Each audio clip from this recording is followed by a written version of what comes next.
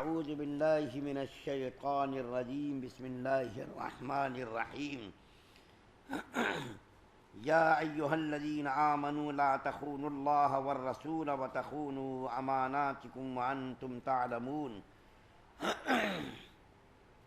واعلموا انما اموالکم واولادکم فتنہ وان اللہ عندہ اجر عظیم۔ اے ایمان والو، اللہ اور رسول سے بے وفائی نہ کرنا اور نہ جانتے بوجھتے اپنی امانتوں میں خیانت کے مرتکب ہونا، اور یہ بات سمجھ لو کہ تمہارے مال اور تمہاری اولاد ایک آزمائش ہیں، اور یہ ایک عظیم انعام اللہ ہی کے پاس ہے۔ سورہ انفال کی آیت نمبر 27 اور 28 دو آیات آپ کے سامنے پڑھی گئی ہے۔ ان دونوں آیات کریمہ کا سب سے پہلے جو شان نزول ہے، یعنی واقعہ جو پیش آئے، اس واقعے کو بیان کرتا ہوں، اس کے بعد انشاءاللہ خلاصہ بیان کروں گا۔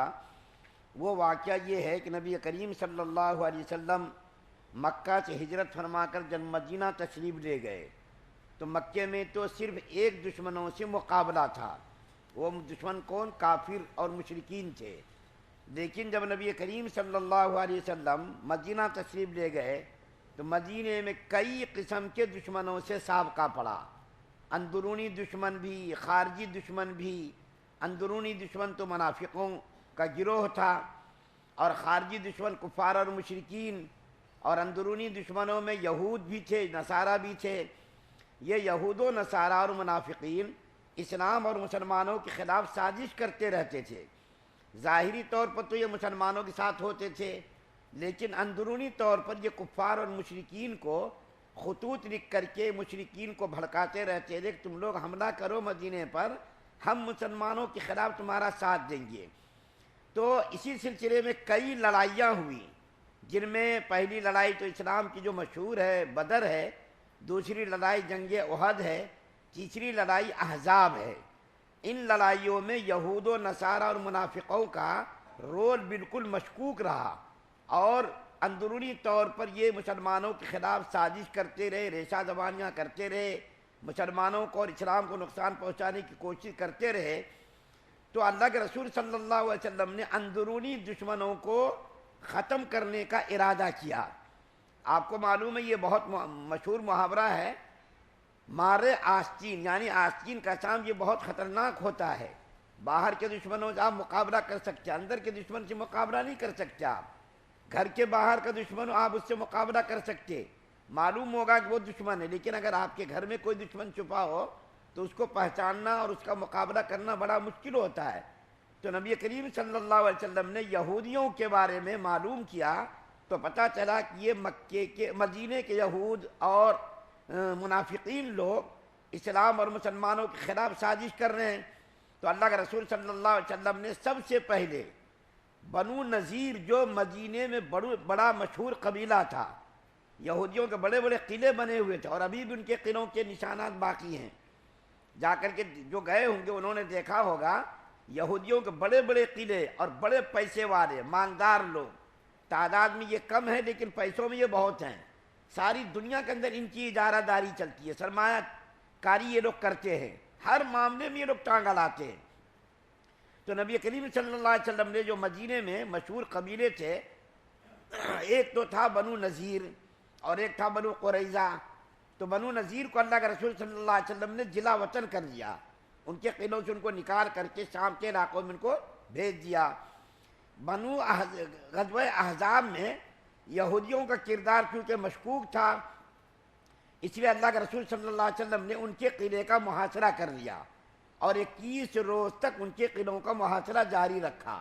یہود لوگ بڑے پریشان ہو گئے، اور انہوں نے اللہ کے رسول صلی اللہ علیہ وسلم کے پاس آدمی بھیج کر یہ درخواست کی کہ آپ ایک اپنے آدمی کو، نمائندے کو بھیجیے جن کے ذریعے ہم صلح صفائی کی کوشش کریں، صلح صفائی کی بات چیت کریں۔ تو اللہ کے رسول صلی اللہ علیہ وسلم نے بڑے مقام کے صحابی جن کا نام سعد بن معاذ ہے، اللہ کے رسول صلی اللہ علیہ وسلم نے فرمایا کہ میں سعد بن معاذ کو تمہارے پاس گفتگو کے لیے بھیجتا ہوں، اور جو سعد بن معاذ کا فیصلہ ہوگا وہ فیصلہ تم کو ماننا ہوگا، اور میں بھی وہ فیصلہ مانوں گا۔ تو یہودیوں نے کہا کہ یار اے محمد صلی اللہ علیہ وسلم، سعد بن معاذ بڑے سخت مزاج کے ہیں، ان کو آپ مت بھیجیے، ان کو ہم قبول نہیں کرتے، حضرت ابو لبابہ کو آپ بھیجیے۔ چنانچہ اللہ کے رسول صلی اللہ علیہ وسلم نے حضرت ابو لبابہ کو یہودیوں کے درخواست پر بھیجا۔ ابو لبابہ رضی اللہ تعالیٰ عنہ بھی مدینے کے بہت بڑے صحابی تھے۔ جب یہ یہودیوں کے پاس گئے تو یہودی مرد و عورت، بوڑھے بچے سب قلعے سے باہر آ گئے اور آ کر کے ان کو گھیر لیا اور رونا پیٹنا چیخنا چلانا شروع کر دیا۔ تو حضرت ابو لبابہ رضی اللہ تعالیٰ عنہ کو ان کے رونے پر اور ان کے چیخنے چلانے پر ترس آ گیا، کیونکہ حضرت ابو لبابہ کے بچے اور جائیداد بھی اسی قلعے میں تھی، بیوی بچے اور جائیداد بھی یہودیوں کے پاس تھی۔ تو ان کو رحم آ گیا اور یہ سوچا کہ اگر ان کے اوپر میں رحم کھاؤں، ترس کھاؤں تو میرے بیوی بچے جائیداد ہماری بچ جائے گی۔ تو یہودیوں نے ان کو گھیر لیا اور پوچھا کہ محمد صلی اللہ علیہ وسلم ہمارے ساتھ کیا معاملہ کرنے والے ہیں؟ تو حضرت ابو لبابہ رضی اللہ تعالیٰ عنہ نے گرے کی طرف یوں اشارہ کیا، تلوار کا نشان بنایا اور اشارہ کیا کہ تم سب ذبح کیے جاؤ گے۔ لیکن نبی کریم صلی اللہ علیہ وسلم کی صحبت کی برکت سے ان کو فوراً احساس ہو گیا کہ میں نے اللہ کے رسول صلی اللہ علیہ وسلم کا راز فاش کر دیا، ہم کو ایسا نہیں کرنا چاہیے تھا۔ وہاں سے فوراً واپس آئے اور مسجد نبوی کے ستون میں اپنے آپ کو رسے سے باندھ دیا اور انہوں نے قسم کھائی کہ جب تک میری توبہ قبول نہیں ہوگی اس وقت تک میں رسے سے نہیں نکلوں گا، کیونکہ میں نے اللہ اور اس کے رسول کے ساتھ خیانت کی، اللہ اور اس کے رسول کا راز ہم نے فاش کیا۔ جب تک میری توبہ قبول نہیں ہوگی اس وقت تک میں رسے سے نہیں نکلوں گا۔ چنانچہ انہوں نے اپنے آپ کو رسے سے باندھ لیا، 7 روز تک رسے میں بندھے رہے۔ ان کی بیوی اور ان کی بیٹی ان کی خدمت کے لیے موجود تھی۔ نماز کے اوقات میں ان کی بیوی ان کی بیٹی کھول دیتی تھی، نماز پڑھ لیتے تھے اور پھر آ کر کے اپنے آپ کو رسے سے باندھ لیتے تھے۔ انسانی ضروریات کے لیے ان کی بیوی کھول دیتی تھی، حضرت ابو لبابہ جاتے تھے ضرورت سے فارغ ہو کر پھر اپنے آپ کو رسے سے باندھ لیتے تھے۔ اور انہوں نے یہ بھی قسم کھائی نہ تو کھاؤں گا نہ تو پیوں گا، کھاؤں گا بھی نہیں پیوں گا بھی نہیں، میری جان چاہے چلی جائے لیکن میں رسے سے نہیں نکلوں گا جب تک میری توبہ قبول نہیں ہوگی۔ 7 روز تک یہ رسے میں بندھے رہے۔ 7ویں روز یہ آیت نازل ہوئی حضرت ابو لبابہ کی توبہ کی قبولیت کی خوشخبری کے لیے۔ جب یہ آیات نازل ہوئی تو حضرت ام سلمہ غالباً رضی اللہ تعالیٰ عنہ فوراً کہا یا رسول اللہ میں جا کر کے باہر بتا دوں، خوشخبری سنوا دوں؟ تو اللہ کے رسول صلی اللہ علیہ وسلم نے فرمایا ٹھیک ہے۔ چنانچہ خوشخبری سنائی گئی اور بہت سے صحابہ کرام رسہ کھولنے کے لیے آئے، لیکن انہوں نے قسم کھا لی جب تک اللہ کے رسول صلی اللہ علیہ وسلم رسے سے مجھ کو نہیں نکالیں گے، میرا رسہ نہیں کھولیں گے، اس وقت تک میں رسے سے نہیں نکلوں گا۔ چنانچہ اللہ کے رسول صلی اللہ علیہ وسلم آئے اور اپنے دست مبارک سے حضرت ابو لبابہ کے جسم سے رسے کو نکالا۔ اب یہ آیت کریمات نازل ہونے کا یہ واقعہ ہوا جس کو شان نزول کہتے ہیں۔ اب دیکھیے اس کا مقصد اور اس کا مطلب بیان کرتا ہوں۔ چونکہ حضرت ابو لبابہ رضی اللہ تعالیٰ عنہ کی بیوی بچے اور جائیداد یہودیوں کے پاس تھی، یہ سوچ کر ابو لبابہ نے یہودیوں کے ساتھ ترس کھا کر یہ کہا کہ تم لوگوں کی گردنیں کاٹی جائیں گی، یہ سوچ کر کہ میری جائیداد ہے، میری زمین ہے، میرے بیوی بچے ہیں، اس کو نقصان نہ پہنچ جائے۔ تو اللہ تعالیٰ نے حضرت ابو لبابہ کے ذریعے سے ساری امت کو اس بات کی تاکید کی کہ اللہ اور اس کے رسول میں خیانت مت کرنا۔ اللہ اور اس کے رسول نے جو تم کو حکم دیا ہے مال کی محبت میں، اولاد کی محبت میں، تم اللہ اور اس کے رسول کے حکموں میں خیانت مت کرنا۔ بیوی بچوں کی محبت میں، مال کی محبت میں اللہ فرما رہے ہیں کہ مال اور اولاد یہ ساری چیزیں کیا ہے؟ آزمائش ہے، فتنہ۔ فتنے کا لفظ پیچھے بھی گزرا ہے۔ فتنے کا معنی عربی میں آتے ہیں آزمائش کے، امتحان کے، اور ایک اس کا معنی اور آتا ہے جو عذاب کے معنی میں بھی آتے ہیں، اور ایک لفظ آتا ہے جو عذاب کا سبب بنے۔ یہ تینوں معنی اس کے آتے ہیں اور تینوں معنی کی یہاں گنجائش ہے۔ ایک تو فتنے کا معنی آزمائش کے، امتحان کے، دوسرا معنی عذاب کے، تیسرا معنی عذاب کے آنے کا جو عمل سبب بنے اس کو بھی فتنہ کہتے ہیں۔ تو اللہ تعالیٰ مسلمانوں کو خبردار کر رہے ہیں کہ دیکھو مسلمانوں، اللہ اور اس کے رسول کا جب حکم آ جائے تو اللہ اور اس کے رسول کے حکموں کے مقابلے میں تم بیوی بچوں کو کوئی اہمیت مت دینا۔ اللہ اور اس کے رسول کا مقابلہ جب بیوی بچوں سے ہو، مال اور آل اولاد سے ہو، تو اللہ اور اس کے رسول کے حکموں کو ماننا۔ یہ تو آیت کریمہ کے ایک ظاہری معنی جو سامنے آیا۔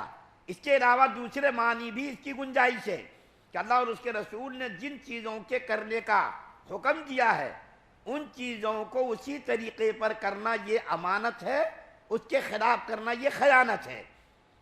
کیا ہے؟ مثال کے طور پر نماز ہے، نماز کے اندر اچھی طریقے سے رکوع کرنا، اچھی طریقے سے سجدہ کرنا، اچھی طریقے سے قیام کرنا اور اچھی طریقے سے ہر رکن کو ادا کرنا یہ امانت ہے، اور اس کے خلاف کرنا یعنی جلدی جلدی سجدہ کرنا، جلدی رکوع کرنا اور ٹھیک سے ارکان کو ادا نہ کرنا یہ خیانت ہے۔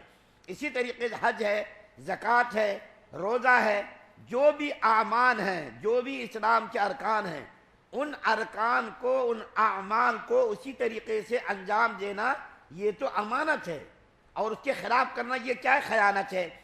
تو یہ بیوی بچوں کی محبت میں تو اللہ اور اس کے رسول کے حکموں کو مت ٹھکرانا۔ مجھ کو ایک واقعہ اس وقت یاد آیا، ابو بکر صدیق رضی اللہ تعالیٰ عنہ کا مقام آپ کو معلوم ہے، کتنے بڑے مقام کے صحابی ہیں۔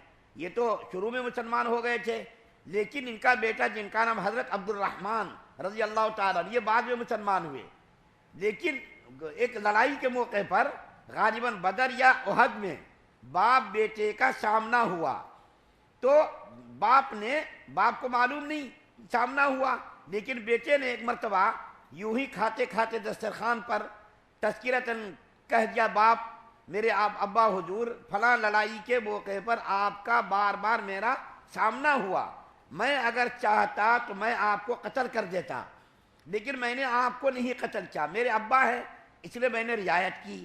تو ابو بکر صدیق رضی اللہ تعالیٰ عنہ نے فرمایا، کیا صحیح معنی میں تم ایسا کہہ رہے ہو؟ تو بیٹے نے کہا، ہاں آپ میرے نشانے پر کئی بار آئے لیکن میں نے آپ کو نقصان نہیں پہنچایا، میں اگر آپ کو چاہتا تو قتل کر سکتا تھا لیکن میں نے آپ کو قتل نہیں کیا۔ تو باپ نے کہا، حضرت ابو بکر صدیق رضی اللہ تعالیٰ عنہ نے کہا، خدا کی قسم اگر تو میرے نشانے پر آتا تو میں تجھ کو ضرور قتل کرتا۔ کیوں؟ اس لیے کہ تو کافروں کے ساتھ کافروں کی تائید کرنے کے لیے آیا تھا، اسلام کو مٹانے کے لیے آیا تھا۔ اس وقت اگر تو میرے سامنے آتا تو میں تجھ کو ضرور قتل کرتا۔ تو میرے نشانے پر نہیں آیا، میں نشانے پر آیا، تو نے میری رعایت کی لیکن میں تیری رعایت نہ کرتا اور تجھ کو میں ضرور قتل کرتا۔ یہ ہے ایمان، اللہ اور اس کے رسول کے حکموں کی امانت، کہ جن چیزوں کو کرنے کا حکم دیا ان چیزوں کو اسی طریقے سے کرنا یہ امانت ہے، اور اس کے خلاف کرنا کیا ہے؟ خیانت ہے۔ تو امانت کا مفہوم بہت وسیع ہے، خیانت کا مفہوم بھی بہت وسیع ہے۔ آیت اگرچہ ایک خاص واقعے کے سلسلے میں نازل ہوئی ہے، لیکن اسلام کے پورے احکامات کو یہ کیا ہے؟ آیت گھیرے ہوئے ہے، کہ جو چیزیں جس طریقے سے نازل ہوئی، جن چیزوں کا اللہ اور اس کے رسول نے حکم دیا ان چیزوں کو اسی طریقے سے انجام دینا یہ کیا ہے؟ یہ امانت ہے، اور اس کے خلاف کرنا کیا ہے؟ خیانت ہے۔ تو مال اور اولاد کی محبت میں اسلامی احکامات کو پامال مت کرنا، اسلامی احکامات کو مت چھوڑنا، بلکہ جب مال کا، اولاد کا، بیوی بچوں کا اسلام کے ساتھ مقابلہ ہو تو تم بیوی بچوں کو، مال کو، اولاد کو سب کو چھوڑ دینا۔ اور صحابہ کرام نے ایسا ہی کیا۔ جب اسلام کا تقاضا آیا تو مکے سے مدینہ ہجرت کر کے چلے گئے، بیوی کو بھی چھوڑ دیا، مال کو بھی چھوڑ دیا، زمین کو بھی چھوڑ دیا، خاندان کو چھوڑ دیا، رشتے ناطے تمام چیزوں کو چھوڑ کر مکہ سے ہجرت کر کے مدینہ تشریف لے گئے۔ ہم لوگوں کو بھی یہی کوشش کرنی چاہیے، اللہ اور اس کے رسول کا جو حکم ہے، اللہ اور اس کے رسول کے احکامات کو جس طریقے سے کرنے کا حکم دیا گیا ہے اسی طریقے سے کرنے کی ہم کوشش کریں۔ اللہ سے دعا اللہ ہم سب کو سننے زیادہ عمل کی توفیق عطا فرمائے۔ سبحان اللہ و بحمدہ، سبحانک اللہ۔